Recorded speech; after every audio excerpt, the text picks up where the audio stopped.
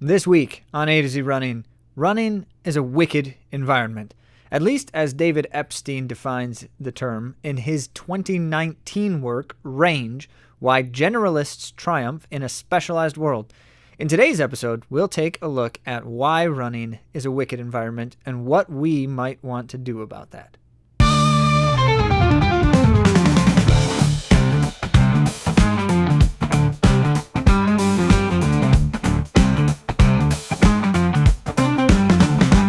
Welcome back to A to Z Running. I'm Zach, and World Cross Country Championships were held in the United States about a week ago, depending on when you're listening to this, and it was very exciting. Lots of interesting things, and I am always reminded every time I watch the Cross Country Championships why cross country is called the greatest foot race. Because maybe it is.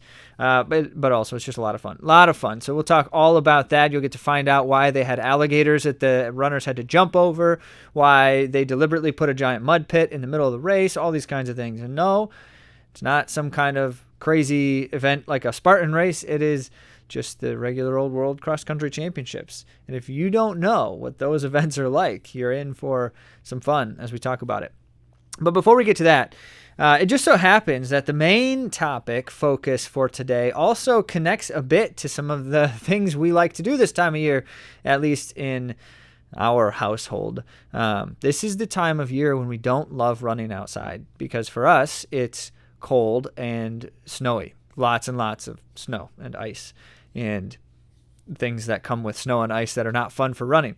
And also it happens to be a kind of like in-between time where the fall season's over and the spring season is coming, but you have some kind of space in between the two that is, not a normal amount of, you don't have to like hurry to a training cycle or something, depending on when races are in the spring that we're trying to focus on. And so in particular this year, not until late spring. And so we've got some time and we're going to have some fun with that time. So one of the things that we like to do, again, in our household is we like to take full advantage of our indoor exercise options. And Andy unfortunately not with us tonight, but she will be back with us again soon. Andy and I have been committed heavily to our strength regimen. And so we've been doing Monday, Wednesday, Friday, leg and arm strength work, and Tuesday, Thursday, and then you choose a day over the weekend to do the core strength work, and then there's some hip stuff thrown into all of that. And it's been great. As a matter of fact, a couple of weeks into the regular routine for both of us, and we're both noticing the impact, the differences, and it's just a stark reminder of how important these things are. And not that we don't do these kinds of things, but really we don't, not regularly year round, but we should, and that's where the connection is to today's topic, which I'm not going to give away right now, but I'll give you a quick anecdote because it was just like I'm in my happy place the other day, very recently, when I'm down in the basement and I just finished doing one of the strength routines and I'm going to jump on. We have 3 cardio related options in our basement. We have an exercise bike. We also have a trainer that we put our bikes on sometimes, but since we got the exercise bike, we haven't been doing that quite as often. But in reality, we just don't use the bike much. But we also have a treadmill, and then we have a kind of elliptical. It's called a Zero Runner. Some of you are familiar with them, originally made by Octane Fitness. The Zero Runner is an incredible machine because it like an elliptical, it's no impact. However, unlike an elliptical, it has joints in the motion mechanics so that it's very close to an actual running mechanic. If you are looking for a better piece of exercise equipment for especially maintaining good health, and treadmills are not a good option, you need a non-running option, then a Zero Runner might be the way to go. I'm not going to make anything if you go and buy one, so I'm just giving, I guess, free advertising, but we really enjoy ours. So I'm on the Zero Runner, and I put a sporting event on the TV. It just so happens to be Premier League soccer because it's really exciting times for Premier League right now. And I put that on the TV, and one of my sons comes in, notices it's on, And so he jumps on the exercise bike while watching this game. I guess they don't call it soccer because it's Premier League, but whatever. So he jumps on the exercise bike. I don't know if he originally was like, he just wanted to watch the game, and he could have just sat there and watched it, but he just decided to get on the exercise bike while he was doing it. My other son comes in, and the treadmill's free, so he jumps on the treadmill. And so now I'm on the elliptical. One's on the exercise bike, one's on the treadmill. We've got Premier League on the TV, and we're just living it up. It was such a great time. And so this is kind of like a good moment of these things have their place, and their place is pretty good. And then I stumble upon a study and a reference to this work by David Epstein, and suddenly all these dots and lines just start connecting. And I thought, we've got to talk about this on the podcast. And so that's what we're going to do, which is probably a great time then to transition to our main focus for today's episode. Let's talk about wicked environments. The topic, as it were, is not nearly as awful sounding as the phrase leads us to believe, but inspired originally by a study that I stumbled upon on Steve Magnus's blog. He's the science running guru or running science guru, and he writes a lot about these things. He always finds these studies and shares, here's a study I found, and here's what it has to say about this stuff, and I love it. And so this one is a very recent study, just a couple of weeks ago published, and was looking at the results of long-term results of youth specialization versus generalization in everything. They're not just talking about sports. They're talking about everything in this study. So they looked at music, performance, academic achievement, chess, which is more of like cognitive sport, and then athletics and other sport endeavors and such too. And so what they were trying to identify is the connection between maximum lifetime performance and youth specialization. And so if as a child you specialize, focus on just the one activity and spend all your time doing that, which is the Malcolm Gladwell 10,000 hour rule, you're familiar with that, then what's your lifetime ceiling in terms of performance ceiling? And then if you generalize in youth, what's your lifetime performance ceiling? And so right away, the context here for the study, right away, we always have to look at a study like this and say, gee, that's really generalizing people, because how likely is it that everyone who specializes in an activity achieves the same percent of maximum potential in their lifetime, and how likely is it, in the inverse? And of course, the answer is it is not at all. But with a large enough population, and we're talking about thousands of people involved in the study, you can at least draw some trends, some potential trends. That's what they do with these kinds of things. So as the quote in particular that really stood out to me, that kind of helps to give us a sense of the results, relates to the level of intense focus we put into our activity, our particular activity at a young age. And the association is, look at a runner, and this is the comparison that Magnus made in the blog post. Look at a runner and say, okay, you have a whole season, or rather you even have like a career in a certain phase of training. So let's call it a collegiate career. The runner who goes really hard right out of the gate, early days, usually sees early success, often has a harder time maintaining that success longer term. And so Magnus said that's a good way to kind of typify what this study found. So when in the 2025 study, when conducted, they found that, as you might guess, generally speaking, those who specialize at a young age reach high performance sooner, but often do not reach as high of maximum performance in terms of lifetime performance as those who generalize at a young age. And then the study said, but wait, it's actually activity specific. And so this does not apply equally. And this is where the connection to David Epstein's book Range comes in, because Epstein was writing all about that exact topic. As a matter of fact, you heard it in the introduction. The subtitle of the book Range is Why Generalists Triumph in a Specialized World. So it's the exact comparison that the study made, generalists versus specializers. If that's a word, specialists? Specialists. We'll go with that.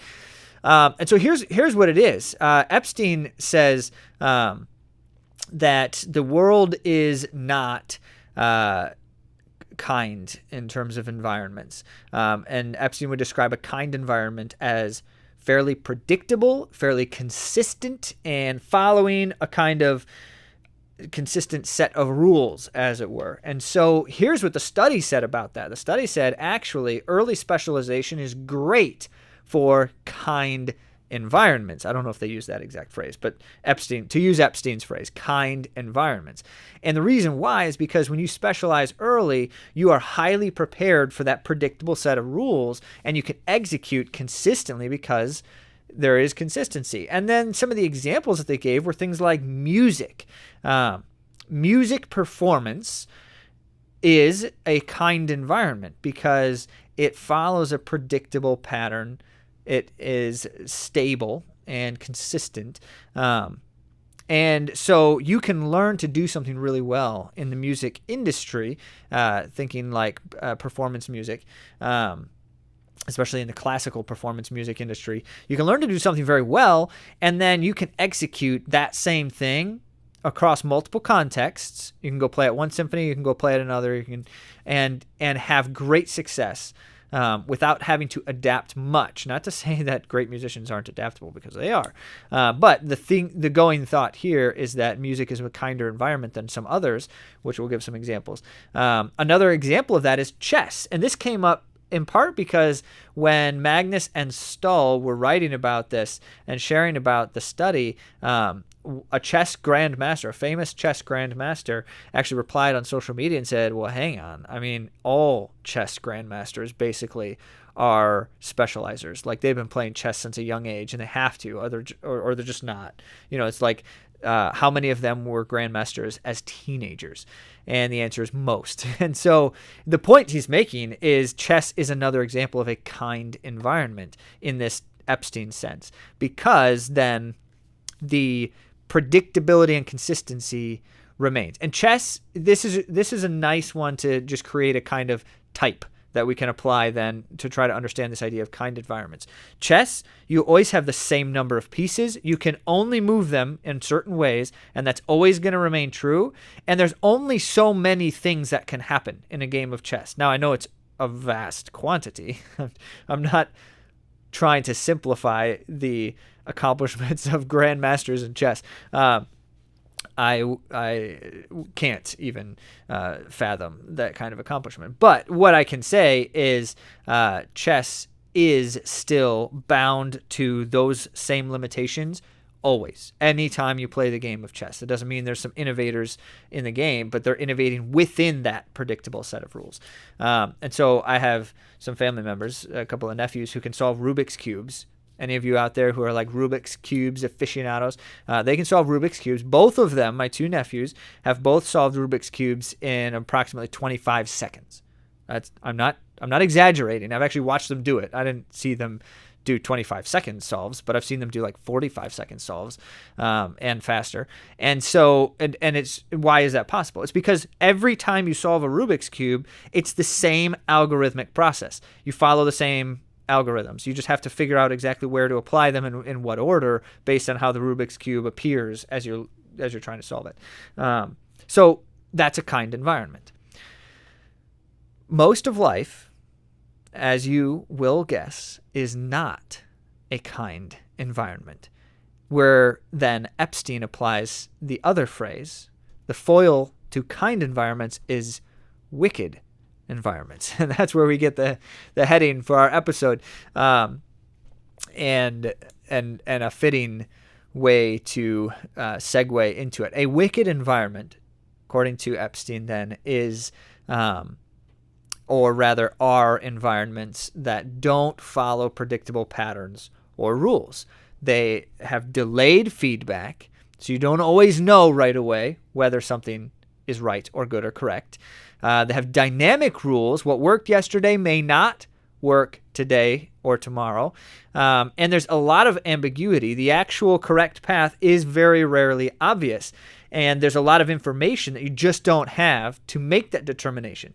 So delayed feedback, dynamic rules, and ambiguity means wicked environment. And when you hear it described that way, you say, that just sounds like life. Like in life, you don't always know that if you're doing the right thing or not. You might not know for days, for weeks, for months, for years. Think about relationships. You don't always know that you're not meeting the expectations of a significant other in a relationship, friends, loved ones, otherwise. And why is that? Well, because they don't always tell you, and they don't always express the full clarity of their emotions and their emotions as they are about and toward you. Until they get to a certain degree or point, I guess. But if they're anything like Zach here, they may never express the full spectrum of their emotions. But the point here is, life is the untidy. Life is the untidy reality of untidy humans trying to manage a messy world. That's a poor way to describe it, but that's my summation.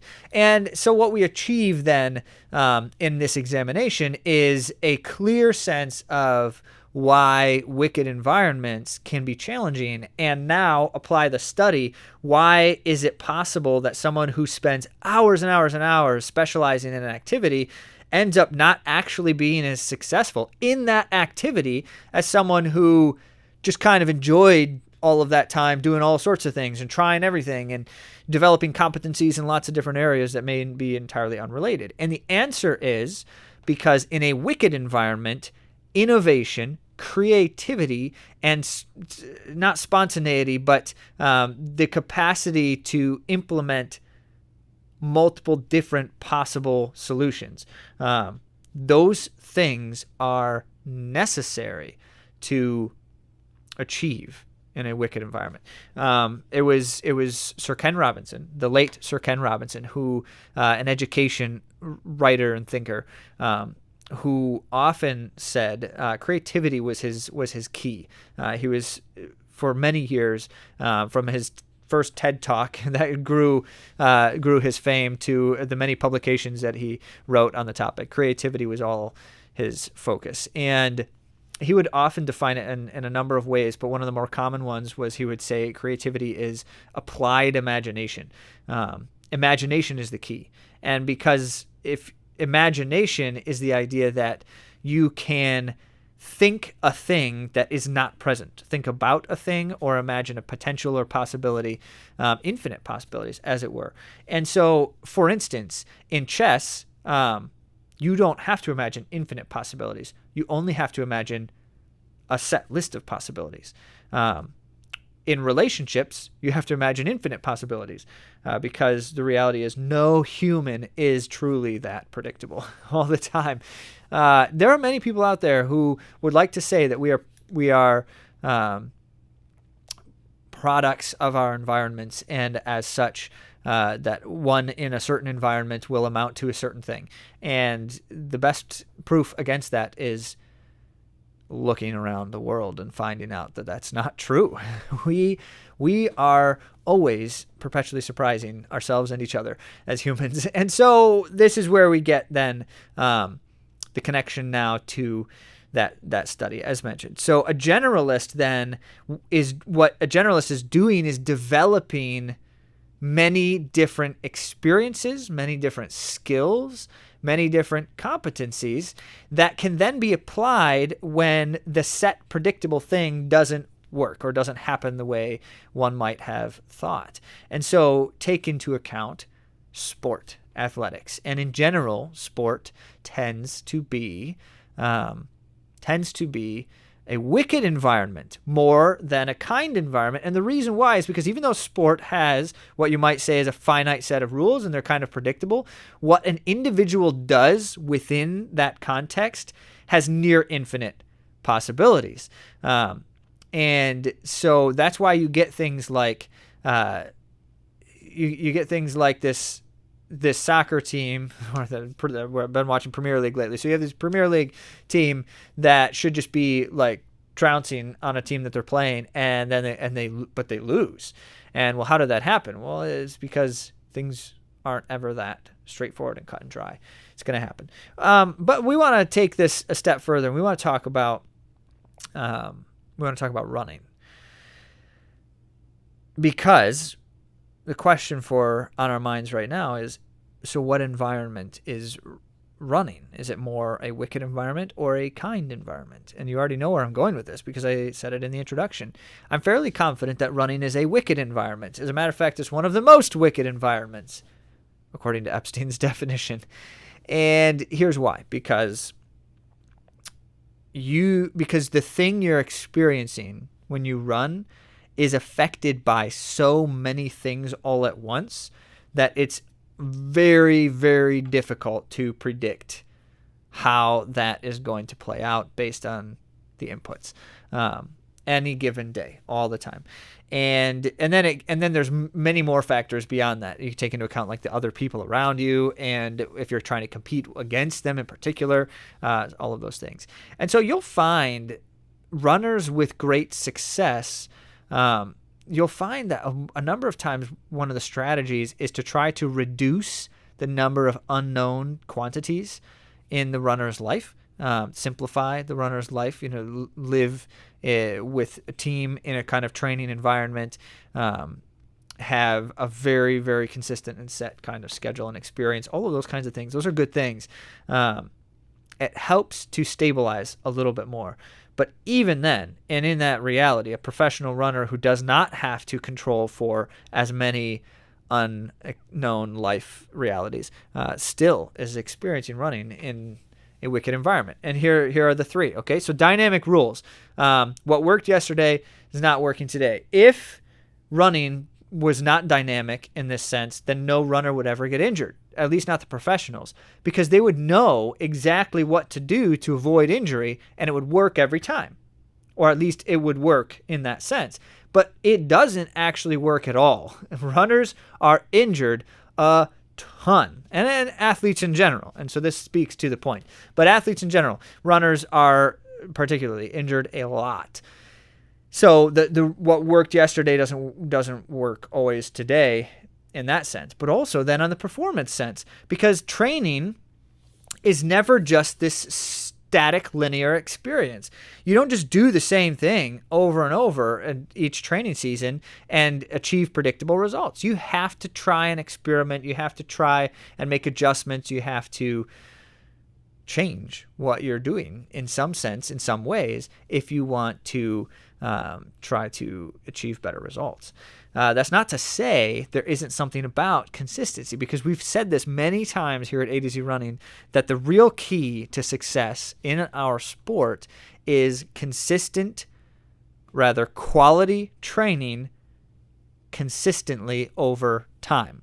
That's it. If you can do that as a runner, quality training is good, but any amount of training consistently over time is huge. All the better if it's deliberate, designed for quality, for training adaptations. And so that's where we're headed.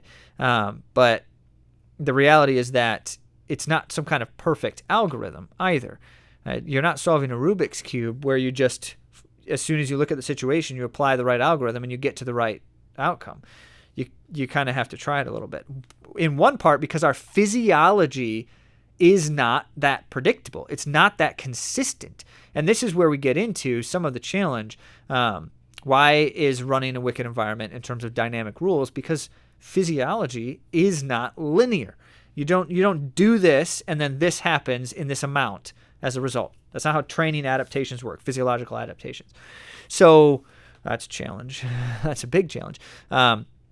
But then also, there are too many other things going on that influence our physiology enough that the training stimulus is actually not the same stimulus today as it was yesterday. Even if I do the same kind of dynamic, predictable thing, it's still not the same because of everything else going on. So this is where we get into the dynamic rule part of it. But then the ambiguity part is also present for running because you don't always know, you can't always know ahead of time what things you ought to do to make sure you're training enough, but not too much, to make sure you're not leaving opportunity for training adaptations out in the open without taking advantage of it. All those kinds of things. The ambiguity is real and it's big. There's so much information, and so then part of the solution here in the last couple decades in running, which I find fascinating, but part of the solution is through biosensing and trying to actually reduce ambiguity. This is not a bad idea. If our goal is optimization and our goal is to try to achieve at the highest possible level, reducing ambiguity is very important. Absolutely. So take into account things like blood sugar monitoring. In terms of, for a runner, blood sugar monitoring to know when you train, what do you want your blood sugar levels to look like? And that's huge. When you compete, what do you want your blood sugar levels to look like? That's big too, naturally. And so that's one piece. Heart rate monitoring. I started with one of the less obvious ones on purpose, but heart rate monitoring. The reason that has grown so much is because there are predictors associated with, if you are trying to compete at a given distance and this is your level of fitness, then your heart rate should be within kind of this range. And that's about where it ought to be, given the conditions, given the training, given your level of fitness, all of that, right? So that helps. That becomes a biomarker that we can use. Hydration is another one that's a little bit becoming more and more common now, where we're actually checking like the sweat check kind of thing to know how much in terms of electrolyte loss we're experiencing, in terms of water loss we're experiencing as we're sweating, as we're active. And that's good information too. That's really good information. Now, remember the Norwegian method, or the double threshold approach, with the way the Norwegians were doing it, are probably still doing it. And that is they're testing blood lactate while they're training, because they want to know if we get to a certain point, blood lactate levels and blood oxygen levels, if we get to a certain point, then that means that we are overstimulating, or if it's not at a certain point, we might be understimulating, right? And so we can use that to help find the optimized path. And the nice thing about those kinds of things is that you reduce ambiguity around something in the proper way, because it's not about it is no longer about the pace you are running, and that tells me whether or not I am training the amount that I should. It's about how my body is responding to the thing that I'm doing. The problem is that's reactionary as well, and that is in fact a problem. It is probably unavoidable if we're trying to use biomarkers, because you can't predict the future. And so that's going to be the case. But if we could pair that kind of thinking with some other considerations, we can at least reduce it. But this is an example. This is called delayed feedback, right? So one of the other reasons something is a wicked environment is because you don't actually get immediate feedback. Now, this delayed feedback is pretty quick. Like, if I run an interval and then prick my finger, it'll tell me if my blood lactate levels are starting to rise or not, like that kind of thing. That's pretty quick, but it's still not instant, in the sense of, like, I don't know with every step I take whether I should be making an adjustment. I know once I've reached a certain point, which actually means that I've already accelerated beyond where I should be, once I have information that says it's time to stop. You can play with that a bit, right? Because you can pull back the dial and say, here's the area I don't want to be, which means once I get to the area that's approaching that, that's when I want the red flag to go up. Things like that, which is great, by the way. It helps with that ambiguity again. And yet, things like injury and things like illness and some of that, then it's even more delayed feedback. Like injury rarely is something you know right away is a problem. It's something that after a little bit and you think, oh, there's something not right here, like the next day or later on after the run, some of that kind of thing. That's not good, delayed feedback. And then even more so the actual performance itself, where you don't really know until you put it all to the test, but you don't really want to put it all to the test too often because that's not efficient for training purposes, and it is hard on your body, on your system, and which has its own risks. So here I have made the case of why running is a wicked environment, and I've given a number of examples. Now the question is, what do we do about it, or can we do anything about it? And of course the answer is yes, we absolutely can. And Epstein gives a litany of suggestions and recommendations of what to do when faced with a wicked environment. And this is why the case is made that a generalist is more prepared for a wicked environment than a specialist. So let's account for that in the running context. What we mean when we talk about a generalist is someone who is not someone who is achieving a range of experiences. This is why the word range is the name of the book. A range of experiences, a range of stimuli, a range of competencies built. And in the running universe, that's not a terribly difficult thing to achieve. So we start with things like the types of training stimuli. And so for a runner, periodization grew out of the realization that when you focus on a particular thing for a time and then switch to a different focus for a time and switch to a different focus, you achieve more ultimately because you're exposed to different kinds of things over these ranges of time. Now, there's an extreme with that, which is the Jack Daniels approach. One of the elements that Jack Daniels developed, which was instead of periodized focus for stretches of time, like 4 or 6 weeks, the focus is each week has a little bit of everything in your training. And so you do some intervals, you do some tempo running, you do some long runs, some easy running, all of that every week. And what we get is that's also a diverse exposure to stimuli, but it also might be less efficient. And so now we got to kind of balance, find the balancing act here, right? But that's only one layer. Why is it that runners are always told to do your extras, do your core work, do your dynamic stretching routines, do all of these things? Why are we told to do that? Well, because we also need those things. Because you could just run all day, every day, and do only that for exercise, and that would prepare you well for running. But it doesn't prepare you well for the wicked environment that is running. And so when we do the extra strength work, when we do additional stabilization and coordination strengthening, when we teach our body how to move better and practice that outside of the running motion, we're developing all of those areas that surround our running. We're developing those things because then they can wrap around our running efforts and support them, stabilize them, enhance the work that we're doing in training. And it becomes necessary. And then we add in other layers like other types of movement, walking, ellipticals, bikes, and treadmills versus running outside, and like all of these things, right?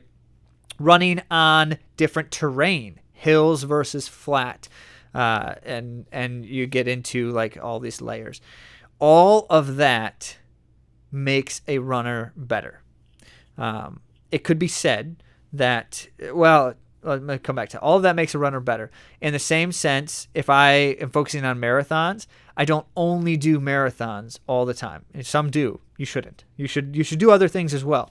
And this is where we get into like conversations.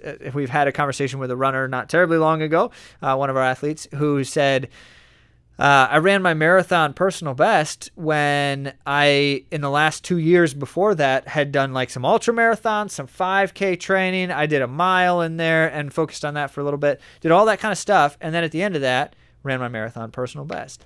Does that mean that that's the way you should train for a marathon? Well, the answer is Kind of. I mean, kind of, not necessarily to that extremity, but to that extreme, but kind of, because the diversity within the experiences makes all of it better. Certainly does. It is a good thing.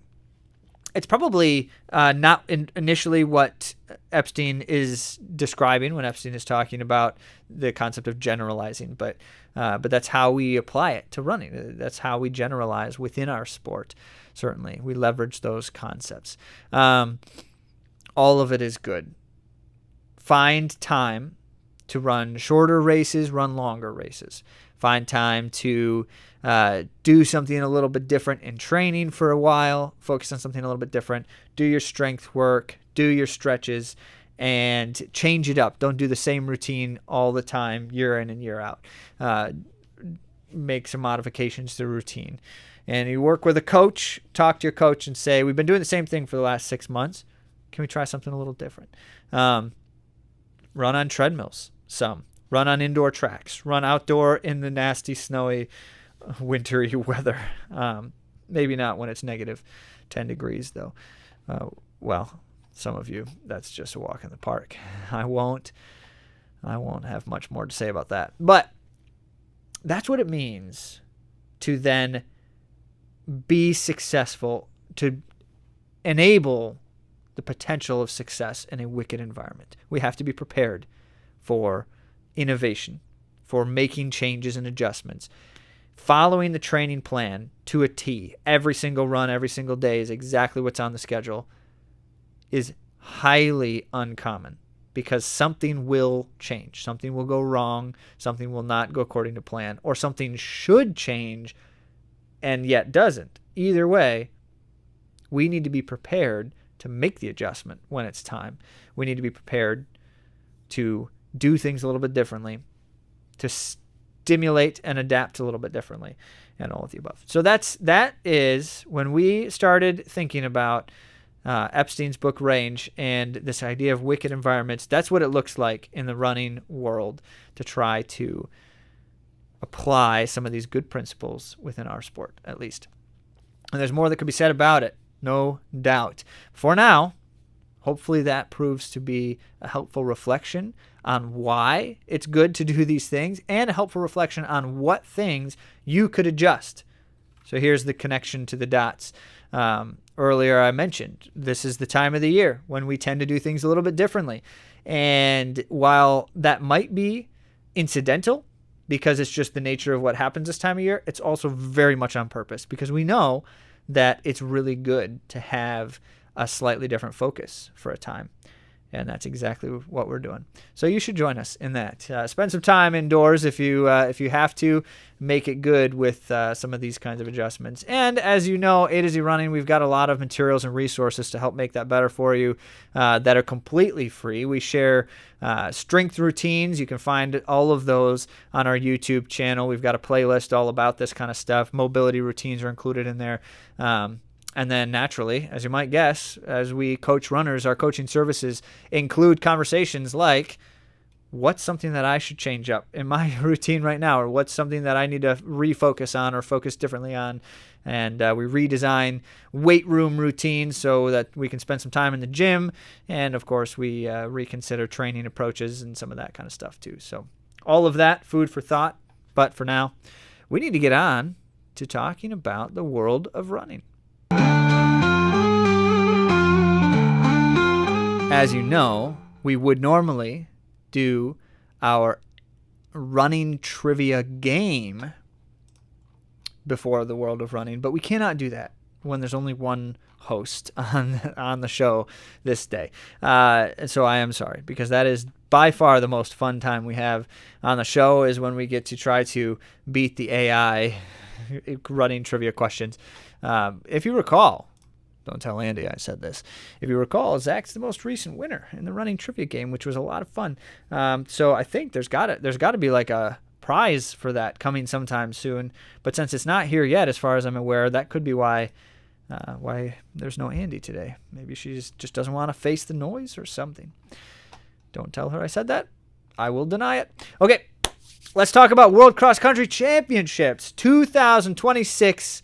World Cross Country, held in Tallahassee, Florida, on a balmy 75-ish degree day, which is not great for running. It's a little warm, but it's cross country, and you should just always count on less than ideal conditions for cross country, because that's the whole point.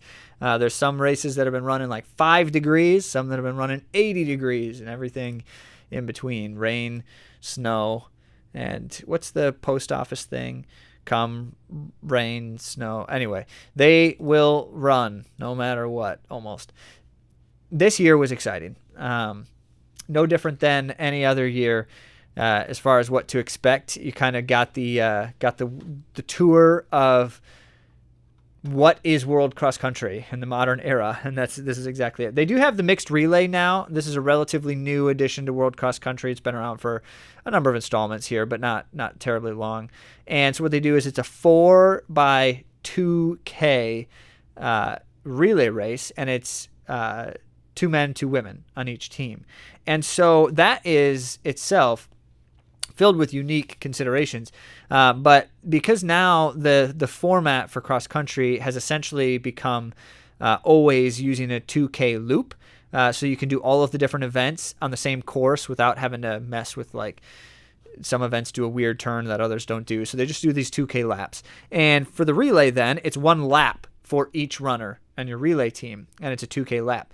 And within this, then, that means that each lap features all of the hazards that you will run on the course. And so the 2K runners, who are basically just a bunch of milers, have to run this, like, really difficult 2K lap. For a miler, that's never fun. For the cross-country aficionados, it's great. So when I say hazards, I'm being literal. They actually do real, true hazards, and in this case, they were just contrived. They built these hazards just for the course, and so that included shortly after the start, like right after the start, they just built a giant hill.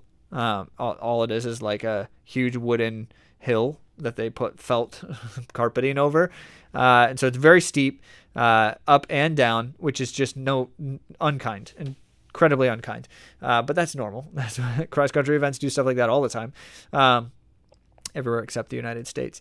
But for World XC, you got to do it. So they've got the hill. I mentioned alligators in the beginning. We'll get to that. They've got sand, because we're in Florida. Of course you can have sand. And so they just dumped a whole bunch of beach sand, like the white fine grained stuff. Dumped a whole bunch of it on a stretch. And so you're actually just basically running through a beach for a short stretch on the course, which is not nice again. Why do they do these things?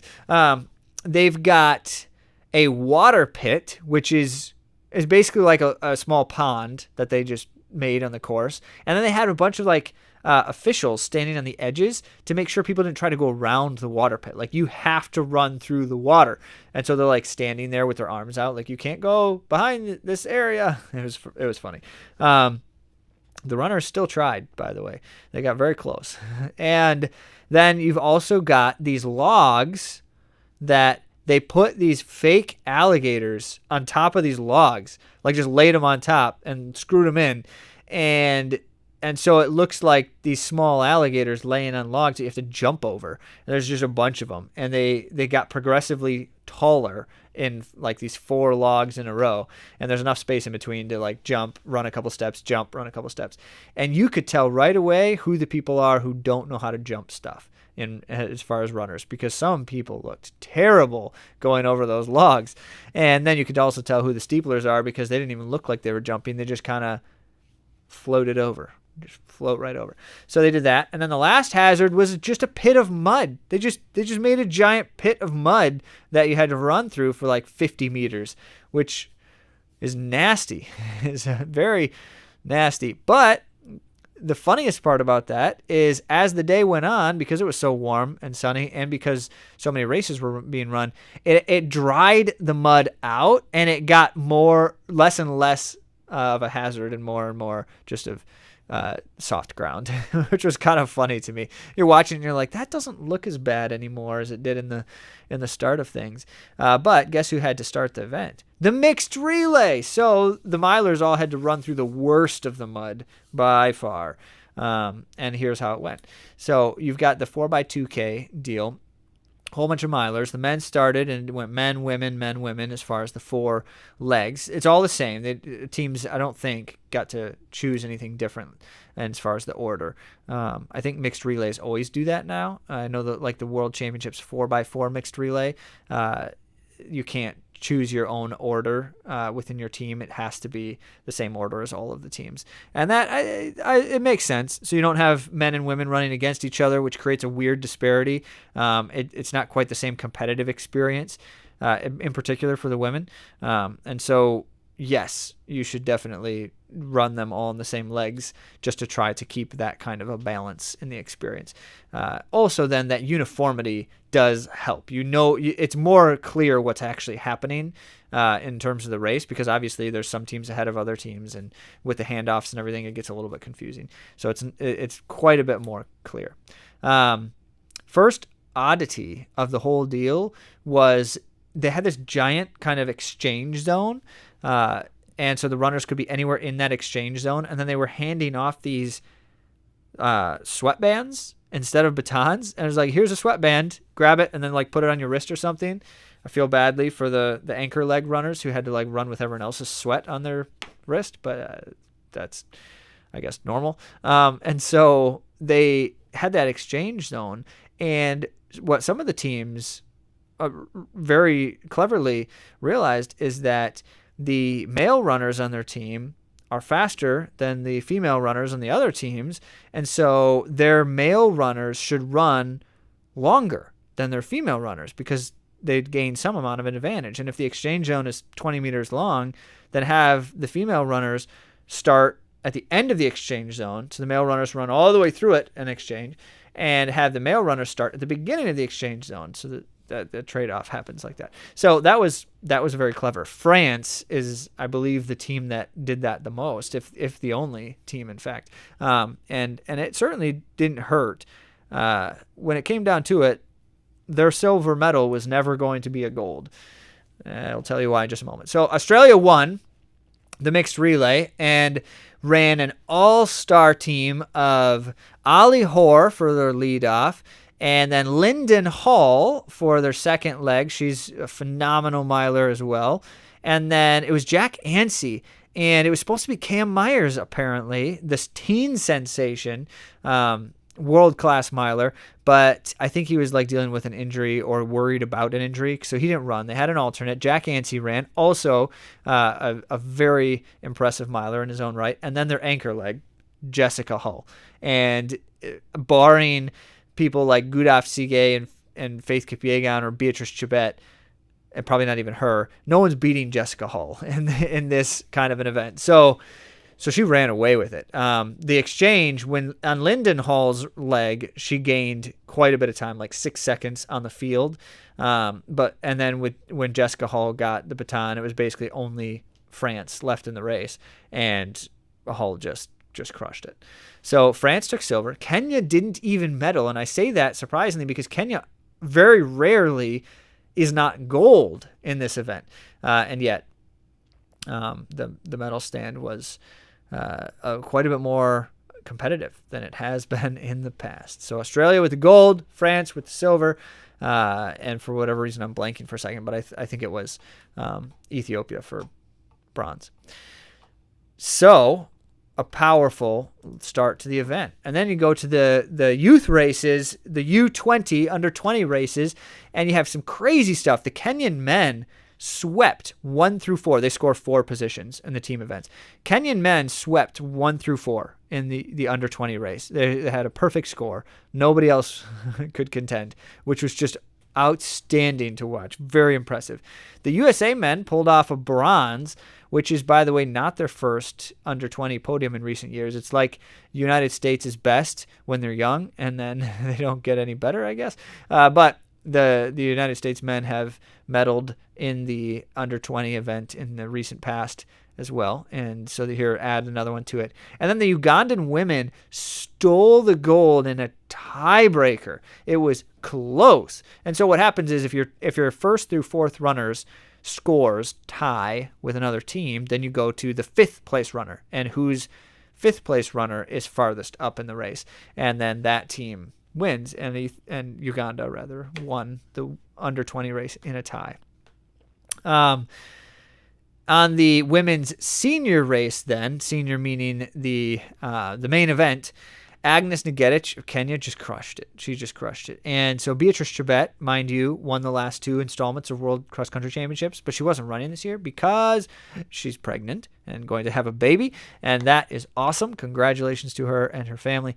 But Chebet, not here because of that. And so Ngetic, with the road and track prowess she has demonstrated in recent years, no surprise that she crushed it. As a matter of fact, she won by 42 seconds in the women's 10,000 meters. And just to put that in perspective, that's the second largest win margin in history in women's cross country. And the largest was back in the 80s. And so that's really good. Ethiopia, though, crushed the team score. They scored 19 points, put 4 runners in the top 7. There was just no chance. They just demolished everybody. USA's Edna Kurgat finished 10th, which is the best finish by an American in any of the races for the entire day. So very well done for Edna Kurgat. She's definitely looking good. Again, she's had kind of a struggle in recent years getting back into top form, but she's definitely looking like it. But the U.S. women finished 4th. It was a distant 4th. No chance of a medal for sure. Same with the men's team. We'll talk about that here.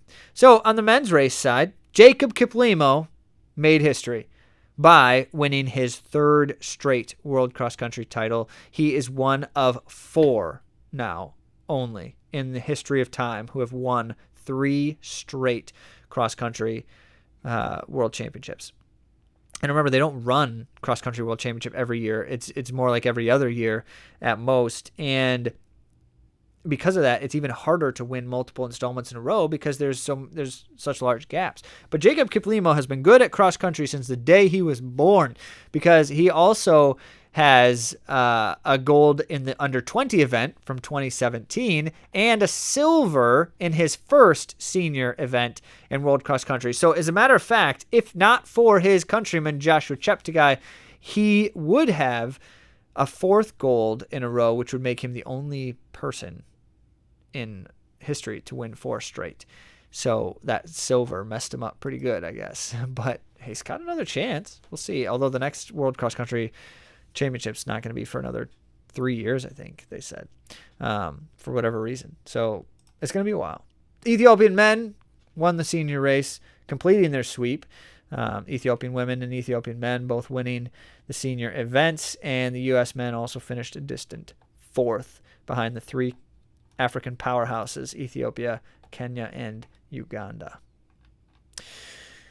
All right, moving on. Next event we want to address is the Valencia 10K. So we talked about the Valencia Marathon recently, which was crazy fast, always is. Had a 2:14 flat for the women's race and a 2:02 and change for the men's race. But the Valencia 10K is also a major event, very fast. It's where all of the road 10K records are set, just like always seems to happen.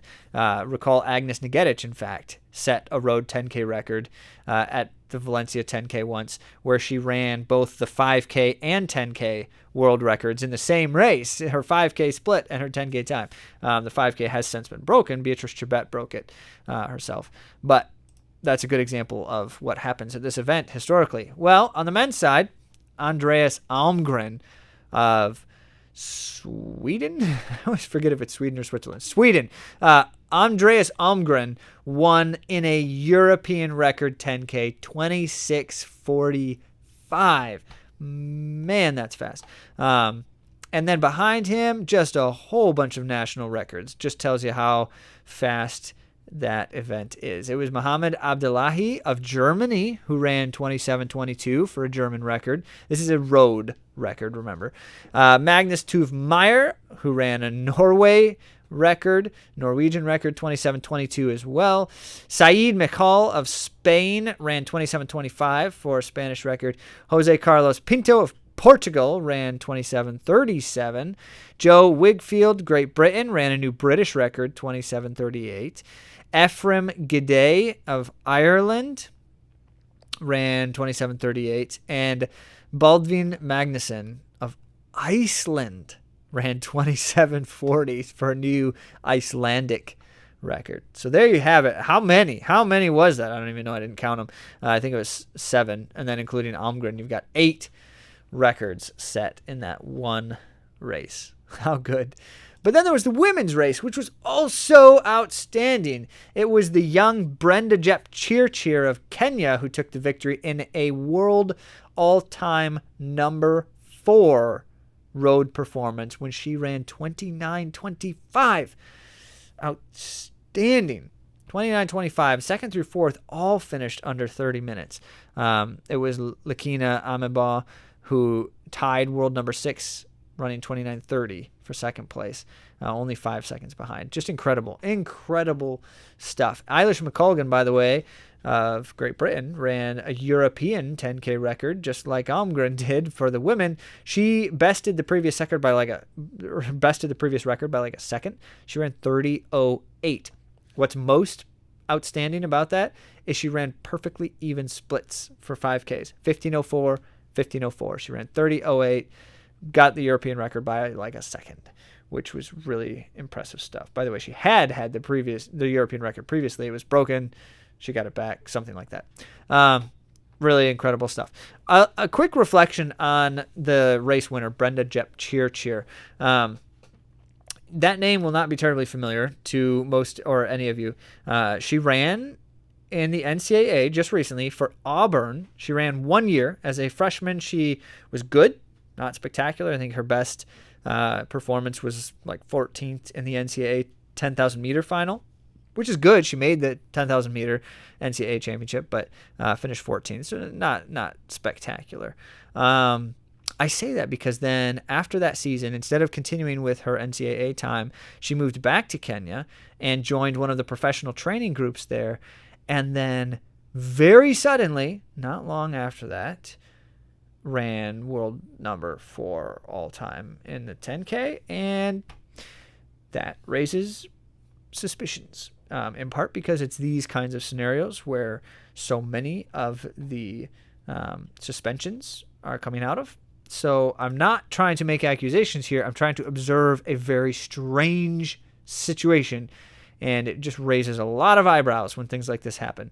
It's very tragic that it does, but it does, and it should. A runner at this level then kind of goes under the radar for a little bit and suddenly is at this level. That's odd. Okay. Let's talk about just a couple of other things. This is partly why that was on my mind, because there was there was a significant announcement in the world of suspensions and the athletics integrity unit when Albert Career of Kenya was provisionally suspended pending appeals and such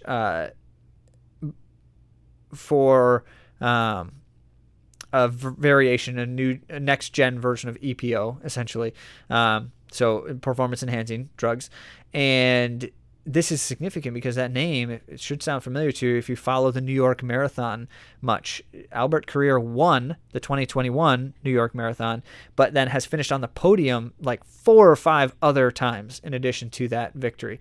And so Albert Career, high-profile, highly competent marathoner, still competing today, just provisionally suspended, and we'll see what the results of that, whether the suspension is upheld and confirmed or not. But that's significant. That's huge, and as we say, tragic, very tragic. But on the positive side of things, Zuhair Talbi of Morocco, now an American citizen, has started to compete in U.S. championships. Recall he ran the U.S. 25K championships last year, which is held in our own backyard, which is great. Talbi Talby continues to impress and will be able to represent USA, I believe, at the earliest 2027.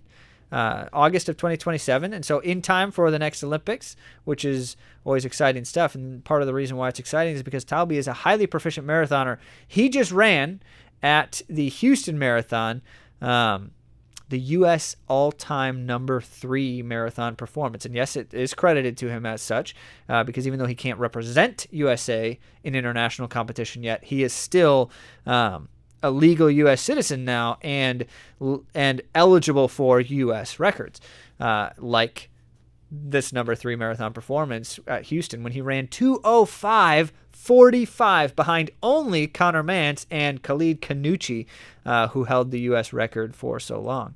So very exciting stuff. Congrats, Talby, on an incredible performance. And then likewise at the Houston events, this time in the half marathon, Taylor Rowe and Alex Mayer both finished 4th, but what was most significant is how stinking fast they ran. Taylor Rowe ran, both of them rather, ran number 2 in the United States all-time list. And so Alex Mayer, 59 and change, Taylor Rowe, 106 and change, and both of them seconds away from the U.S. records in their half marathon races. Really impressive stuff. Cam Myers, final note here, just ran a mile. So I mentioned he sat out World Cross Country Championships. It's probably because he really cares more about the track than something like that. And if he was nursing a concern, cross country with mud pits and jumping over logs, it's not really the best thing to do. But clearly he's still in good shape because he just ran his debut mile as far as the indoor circuit, and he ran 3:49 for a world-leading mile time. So not too bad. And it was kind of like at a small meet in the Washington indoor facility, the UW preview meet, indoor preview. And so not a huge competition, not a big crowd type of thing, which just tells you he's in good shape and hopefully he can translate to some big things. One side note about Cam Myers is that he is known to run very fast during the season, but doesn't always put it together in terms of the championship style racing. And so can he start pulling some things out? Because he's young. We give him all the grace because he's a teenager running against legends and yet still holding his own, which is always very cool. So we'll be excited to follow his season and many others as the indoor season continues in its excitement. Here we go. That's about it for today. We want to stop there. And remember, plenty more things coming soon, and so there's always more to be said. And then hopefully next time we're back together with you, we'll be back together as far as Andy and Zach, so we can play our running trivia game and find out if Andy has a prize yet for Zach. And if not, that's okay. Plenty of grace there as well. There's no deadline, but we'll see. But we get to start our next round of AI trivia soon, so make sure you're sticking around for that. Thanks for joining us. We always look forward to this time and hope that you do as well. We'll talk to you again soon.